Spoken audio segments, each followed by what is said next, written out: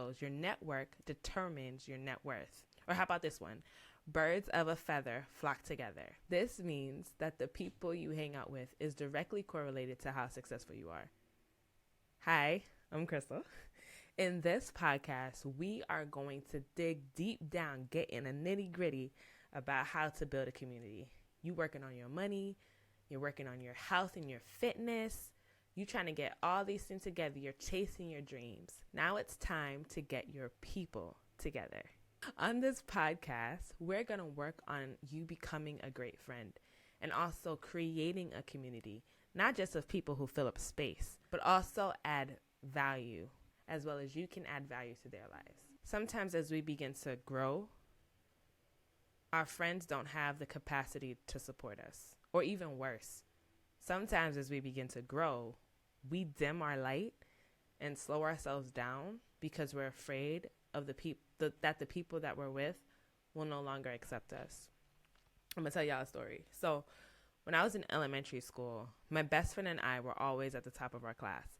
Either she was number one and I was number two, or I was number one and she was number two. And we would go back and forth. Every time the grades would come out, it was either she was on the top or I was on the top. And one of us were in second. That's the way it went. And I remember my teacher pulled me to the side and she was like, "Christal, why are you playing around?"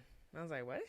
She was like, "You get things way faster than her." She was like, "There's no reason why you should be at the bottom or second place ever."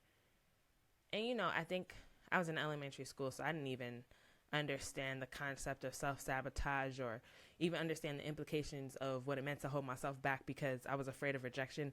I didn't process that until I was a lot older, like a few years ago, recently. But that was something that was a constant theme in my life. There was another time in elementary school where we had a spelling bee. And, my mom and my dad, mostly my mom, made me study for the spelling bee. And when it came time to perform, I was probably one of the finalists. And all my friends had gotten out. They had misspelled a word. And I felt so scared of succeeding without them that I misspelled a word on purpose. Who knows how far I could have gotten. But I was so scared about fitting in that I literally turned down my light to fit in. But guess what?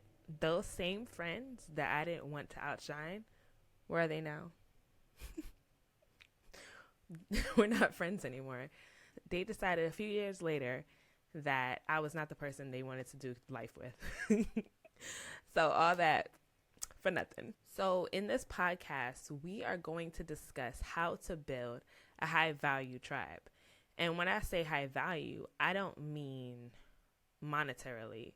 I mean people who are full of purpose, people who will support you. They won't pull you down.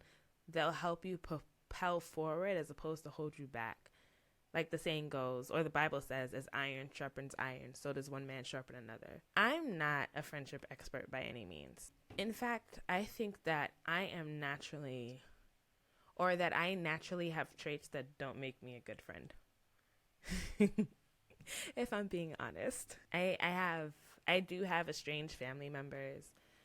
There are people in my life who I have relations with that I would love to develop more. Like, I'm not perfect by any means. But there's one thing that I do have. I want to learn. I want to learn how to be a high value friend. And I want you to learn with me. I think we can grow together and build our community and reach our goals and do all the things. Because life wasn't meant to be lived alone. So join me on this journey and welcome to Linked Life.